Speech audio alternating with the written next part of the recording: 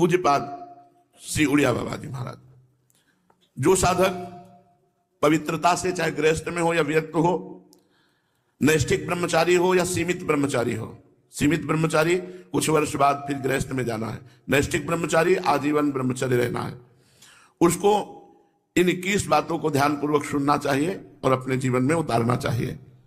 पहली बात ये समझ लो कि वीर्य, प्राण और मन तीनों का एक तारतम्य है। ये परस्पर इनका घनिष्ठ संबंध है। इनमें से एक भी बिगड़ा तो तीनों बिगड़ जाएंगे। वीर्य बिगड़ा तो प्राण शक्ति कमजोर हो जाएगी, मन चंचल, अशांत, मलिन, पाप में हो जाएगा। मन बिगड़ा तो आपके प्राण कमजोर हो जाएंगे, वीर्य स्तंभित करने की शक्ति नष्ट हो जाएगी, वीर्य रोकने की शक्ति नष्ट हो जाएगी। प्राण स्थूल हुए तो मन चंचल हो गया, वीर्य नष्ट। तीनों का घनिष्ठ संबंध है। इसलिए एक को दृढ़ कर लो, किसी एक को, तो आपका सब संभलना शुरू हो जाएगा। मन को श्री जी के नाम में लगा दो, या प्राणवायु का संशोधन नाम जप करते हुए करो, या ब्रह्मचर्य पर दृष्टि डाल दो। एक ठीक हो जाएगा तो तीनों ठीक हो जाएंगे। मन शांत हो जाएगा, प्राण सूक्ष्म हो जाएंगे, यदि ब्रह्मचर्य ठीक है तो। पहले ब्रह्मचारी को कब्ज से बचना चाहिए। बहुत सहज सरल उपाय है कब्ज नष्ट होने का, इसका हमने वर्षों प्रयोग किया है। वो छोटी हर पीस लीजिए, मिक्सी में पीस लीजिए या सलबट्टा से पीस लीजिए, सहज पीस जाती है। उसको एक डिब्बे में रख लीजिए और ईसबगोल की भूसी, एक कटोरी में 2 चम्मच ईसबगोल की भूसी डालिए और 1 चम्मच या 1.5 चम्मच छोटी हर डालिए। दोनों को मिला दीजिए और पाउडर ऐसे थोड़ा मुंह में डालिए और दूध से ऐसे ऐसे करके फिर लीजिए, फिर डाल लीजिए। 2 बार में, 3 बार में, 1 बार में, जितने में आप आ जाए। और 250 ग्राम दूध, ज्यादा दूध नहीं, 250-300 ग्राम दूध ले लीजिए और इसको 1 हफ्ता लेते रहिए। अपने आप आंतों को सही करके कब्जियत नहीं होने पाएगी। मल अवरुद्ध होना ही ब्रह्मचर्य के स्तंभित करने में बहुत परेशानी हो जाएगी, क्योंकि वो गर्म और बहुत विकार युक्त होता है। जो कब्ज है कई रोग पैदा कर देती है। इसलिए ब्रह्मचारी को चाहिए कि प्रातः काल उठकर कम से कम 500 ग्राम पानी हल्का सा गर्म करके वज्रासन में बैठ करके धीरे धीरे 5-10 मिनट में पीना चाहिए। फिर 200-400 कदम टहल करके फिर शौच जाना चाहिए। आप देखना, आप कब्जियत की शिकायत खत्म हो जाएगी अगर आप ऐसे करेंगे। दूसरा, मैदा और पकवान और चाय, ये कब्ज बनाने वाली चीजें ब्रह्मचारी को नहीं लेनी चाहिए। जब तक 50 की आयु ना हो जाए तो चाय पीना ही नहीं चाहिए, चाय की जरूरत ही नहीं है। 50 के बाद ठीक है, 50 वर्ष की आयु हो गई, अब उसके बाद थोड़ा शरीर गर्म करने के लिए लेने लगी, कोई बात नहीं। लेकिन जवान साधक को चाय आदि की जरूरत नहीं है बेमतलब में। कुछ साधक काफी, और ये सब चीजें उनकी हैं जो बहुत ऑफिस में काम कर रहे हैं, जग रहे हैं, थोड़ी चाय ले ली, फिर गर्म हो गए, फिर सेवा में लग गए। साधक को नहीं लेना चाहिए। ब्रह्मचारी को चाय, कॉफी, ये चीजें, कोई भी व्यसन नहीं लेना चाहिए। तीसरा, अत्यंत आवश्यक हो तो किसी को छुओ, नहीं छुओ मत। रोगी को छूने के लिए कोई परहेज नहीं है। मान लो कोई रोगी है, आप सेवा में लगे हो, तो उस समय कोई परहेज नहीं, पूरे बिल्कुल प्यार से उसकी सेवा करो, कहीं कोई तुम्हारा नुकसान नहीं होगा, क्योंकि भगवत भाव से सेवा कर रहे हो। आपने किसी को छुआ तो परेशानी हो जाएगी। इसीलिए बच के भगवत मार्ग में चलना है, तो बच के। अब वो कैसी पवित्रता से है, कैसे विचार वाला है, कैसे आचरण करता है, उसके सारे परमाणु शरीर में, आप टच करेंगे वो परमाणु आप में आ जाएंगे, बच के। चौथा, किसी से अश्लील बातें मत करो। ब्रह्मचर्य रहना है तो गंदी बातें, भोग संबंधी बातें, अश्लील बातें ना करें। 5वां, बाल काढ़ना, काला लगाने लेना बालों में, मांग का, ये सब बिल्कुल नहीं। कपड़े, इसी 5वें में बाल, कपड़े, श्रृंगार, शौक, शौकीनी, ये सब ना करें, क्योंकि ऐसा करने से शरीर, मन, बुद्धि, ये तीनों रजोगुण से युक्त हो जाते हैं और साधक का पतन होने लगता है। एक साधक को देखा, और स्वर्ण के ऐसे आभूषण का, किस लिए भाई? बोले निषेध है क्या आपका? बिल्कुल निषेध है। रज के पात्र में पाने का आदेश है, धातु के किसी भी तरह के व्यवहार को मना किया गया है। तो फिर तो महंगी वस्तुएं, इनको धारण करने की जरूरत ही नहीं है। शरीर राग त्यागना ही तो वैराग्य है। क्या कपड़े बदल लेना केवल वैराग्य है? शरीर राग त्यागना, गर्मी सर्दी सहना, गाली अपमान सहना, दुख सहना, यही हमारा परम धर्म है। दुख सहना, तिरस्कार, अपमान, निंदा, ये जब हम सहते हैं तब हमारा परमार्थ पुष्ट होता है। छठवां, वही वस्तु पाओ जिसमें तुम्हें ज्यादा स्वाद न मिले और तुम्हारा स्वास्थ्य ठीक रहे। तुम्हारा शरीर बलयुक्त हो, सात्विक भोजन हो और स्वाद रहित भोजन हो। तो ऐसी चीज मत खाओ पियो जो तुम्हें बहुत पसंद है। सात्विक भोजन करो जो स्वाद रहित हो। सातवां, इत्र, फुलेल, सुगंधित द्रव्यों का लेपन बिल्कुल निषेध है ब्रह्मचारी के लिए। सुगंधित द्रव्य लगाना, इत्र फुलेल लगाना, ये बिल्कुल निषेध है, नहीं लगाना चाहिए। आठवां, प्रतिदिन नियमानुसार व्यायाम करें। व्यायाम बहुत बार साधकों से कहते करो। देखो, एक मोटरसाइकिल भी सुबह जब स्टार्ट की जाती है बहुत जोर से स्टार्ट की जाती है, खड़े खड़े उसको बहुत, वो एकदम गर्म हो गई चल दी, तो ऐसे बहुत जोर से आधा घंटा स्टार्ट हो, दंड बैठक मारी, पसीना पसीना हो गए, सर के बल खड़े हुए, और भी आसन, प्राणायाम, व्यायाम, अगर ये करोगे व्यायाम तो ब्रह्मचर्य बहुत पुष्ट है। जवान को जवान 100-500 दंड मारी, 100-500 बैठक मारी, तब समझ में आता है हाँ ब्रह्मचारी, समझ में आवे कि ब्रह्मचारी। व्यायाम करो, प्राणायाम करो, करो, मानो हमारी बात। हर साधक को, चाहे गृहस्थ साधक को, चाहे व्यक्ति, व्यायाम तो करना ही चाहिए। बहुत बड़ी औषधि व्यायाम है। प्रतिदिन नियमानुसार व्यायाम करो और भोजन उतना पाओ जितना आराम से पच जाए। 9, अच्छी तरह चबा चबा करके भोजन करो। कोई कोई तो ऐसे भोजन करते हैं कवल गया वो अंदर गया। भगवान अंदर कोई मशीन कटिया काटने की थोड़ी लगी, आते हैं 32 दांत भगवान ने इसलिए दिए कि 32 बार एक कवल को चबाओ, एकदम महीन लुगदी करके। 2 रोटी भी अगर ऐसे पाओगे तो बहुत बड़ा असर करेंगे, वो आपका पौष्टिकता बढ़ाएंगे। अरे जल्दी जल्दी जल्दी जल्दी, शास्त्र कहता है थोड़ा आहार करो लेकिन खूब चबा चबा करके आहार करो। और दांत सफाई रखनी चाहिए। पाचन शक्ति पर बहुत प्रभाव पड़ता है जब आप चबा के नहीं पाते हैं, कुछ दिन बाद आपका लीवर गड़बड़ हो जाएगा।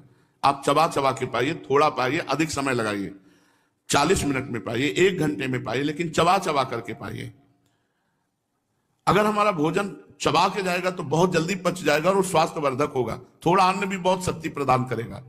10वां, 3 बार स्नान करना चाहिए ब्रह्मचारी साधक को। 3 बार ना हो सके तो 2 बार तो करना ही चाहिए। हमें लगता है 2 बार तो प्राय सब लोग करते हैं, क्योंकि प्रातः स्नान और शाम के जब वाणी पाठ में आते हैं तो सब स्नान तिलक करके आते हैं। 11वां, अपने विचारों को रात्रि के सोते समय जांच कीजिए कि कितने मिनट गंदे विचार आए, किसके संग से आए, क्यों आए, कैसे हटाना चाहिए। 12वां,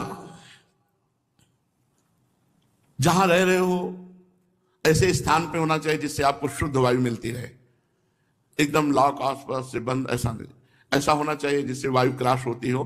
और वायु क्या है उसको कहते हैं अंग्रेजी में, हाँ जो है, हाँ वेंटिलेशन वो हवा क्रॉस होती हो, वेंटिलेशन, हाँ हवा क्रॉस होती हो, ऐसा रखना चाहिए अपने कमरे का कि एक दरवाजा खोल दिया, खिड़की खोल दिया, थोड़ा वायु शुद्ध आती रहे। 13वां, प्याज, लहसुन, ये चीजें भोजन में नहीं होनी चाहिए। अब इसके आगे वाली तो क्या वर्णन करें, मांस मछली, ये तो कभी नहीं खाना चाहिए, खाना ही नहीं चाहिए किसी को भी। प्याज लहसुन घोर तमोगुण पैदा करता है, इसे नहीं खाना चाहिए, ये संतों ने वर्जित किया है। इसमें कोई पाप नहीं है खाने में, पर ये तमोगुण है और भजन में बहुत विरोधी है, इसलिए इसे नहीं पाया जाता।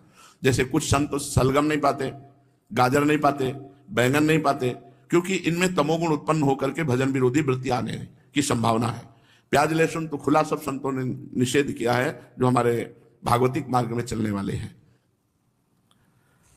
रात को रसेदार शाक या दही या छाछ नहीं खाना चाहिए रात के समय।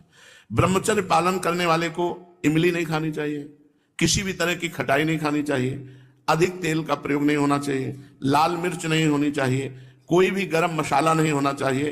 अरे बहुत बड़ा व्रत है ब्रह्मचर्य।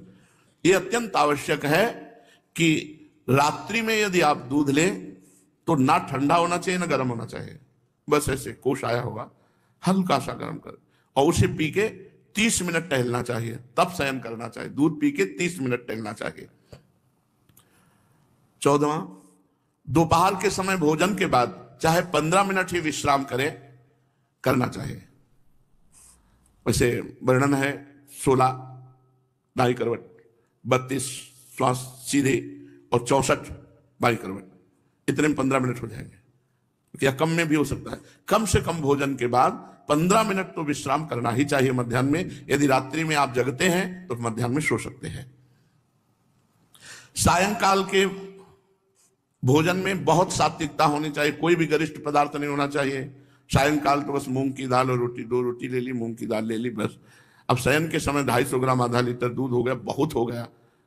अब देखो इतना सब खान पान है और ना तो शरीर में मांस है और ना चेहरे पे तेज है, तो खान पान का मतलब क्या, बहुत ज्यादा बोझा डाला जा रहा है। थोड़ा खाओ, अभी तेज जागृत होगा। 15वां, दिन में नहीं सोना चाहिए। अभी अभ्यास किया है तो रात्रि में जगने पर भी दिन में नहीं आती ही नहीं है। जैसे लेटे भी ला तो एक ऐसी सरसराहट सी शरीर में होती कि उठ के बैठ गए, कभी टहल रहे, पूरी दोपहर ऐसे कटती है। रात्रि में 8, 9, 11, 12 जगने के टाइम, ये 11 और 12 के बीच में, 8, 9 के बीच में शयन करना। मध्याह्न में 1 मिनट भी नींद नहीं। अभ्यास योग युक्तेन चेतसा नान्यगामिना, अभ्यास किया जाए तो हम हर विषय पर विजय प्राप्त कर सकते हैं। तो रात्रि में जो बहुत जगते हैं, मान लो सेवाएं हैं, पूरा का पूरा श्री जी का श्रृंगार करते हैं बच्चे, जो साधक संतजन, उनके लिए है कि आप 3 घंटे सो सकते हैं। रात्रि में बिल्कुल शयन नहीं हुआ तो दिन में आप आराम कर सकते हैं, सो सकते हैं। और जिनको रात्रि में 4 घंटे सोने को मिला, 5 घंटे, वो 15 मिनट विश्राम करके बस बैठ जाओ, इतना भोजन पाओ, 15 मिनट विश्राम किया, 16 श्वासें दाहिनी करवट, 32 श्वासें शवासन में सीधे और 64 श्वासें बाएं करवट में, इतने में आपका शास्त्रीय सिद्धांत से विश्राम मध्याह्न का हो जाएगा। 16वां, भोजन के पहले लघु शंका कीजिए, अच्छे से हाथ धोइए, पैर धोइए, हाथ धोइए, कुल्ला कीजिए, तब भोजन पाने जाइए। भोजन के तुरंत बाद लघु शंका कीजिए, इससे आपके शरीर में कभी गर्मी नहीं चढ़ेगी, पित्त नहीं बढ़ेगा, कब्ज नहीं बनेगी। और शयन करने के पहले लघु शंका करके फिर आप जाइए, जनेंद्रिय को शीतल जल से प्रक्षालित कीजिए। 17वां, 64 श्वासें बाएं करवट के बाद अगर आपको रात्रि में सोना है तो फिर दाईं करवट में तुरंत हो जाइए। बायां स्वर शीतल नाड़ी चलेगी, चंद्र नाड़ी, इससे आपको स्वप्न दोष नहीं होगा। आप देख लीजिए ऐसा करके, 16 श्वासें दाईं करवट, 32 शवासन, 64 बाईं, और अब सोना है आपको तो तुरंत फिर दाईं करवट हो जाइए और दाईं करवट सोने का अभ्यास कीजिए। जो 18वां, रात्रि में पहली नींद के बाद जहां नींद खुल जाए दोबारा मत सोइए, बैठ जाइए आसन पर और जप कीजिए, भजन का अभ्यास कीजिए। ये जीवन भर रही है वाणी हमारे साथ, तो यही अभ्यास पूज्य पादुड़िया बाबा की आज्ञा से, यही अभ्यास आज भी यही अभ्यास भगवत कृपा से है। तो इसीलिए 11 से 12 का, जितने में नींद खुली बस जहां घड़ी पे दृष्टि पड़ी 11 के ऊपर, तो बस फिर बैठ गए। बराबर तो बैठ नहीं सकते, घंटा 2 घंटा, तो फिर थोड़ा 4 कदम टहले, फिर बैठ गए। ये लड़ाई है, लड़ाई है, नींद से लड़ना, भोजन से लड़ना, काम क्रोध से लड़ना। भगवान के लिए हम इन सब सुखों का त्याग करते हैं जो लौकिक सुख है। रात्रि में निद्रा भंग हो जाने पर साधक को पुनः नहीं सोना चाहिए, नहीं तो स्वप्न दोष होने की संभावना है। साधक को चाहिए समाचार न सुने, टीवी न देखे, कोई सीरियल न देखे, अश्लील पुस्तकें न पढ़े, ये नहीं करना चाहिए, साधक को नहीं करना चाहिए। हमें सब कुछ भूलकर अपने प्रभु की याद में डूबना, चाहे गृहस्थ हो चाहे विरक्त हो।